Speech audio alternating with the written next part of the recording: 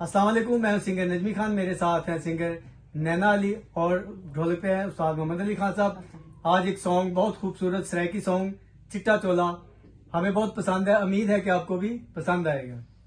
चिट्टा चोला सीधे दर्जी नहीं भूलेगा ढोले की मर्जी, चिट्टा चोला सीधे दर्जी नहीं भूलेगा ढोले की मर्जी, चिट्टा चोला सीधे दर्जी नहीं भूलेगा ढोले की मर्जी,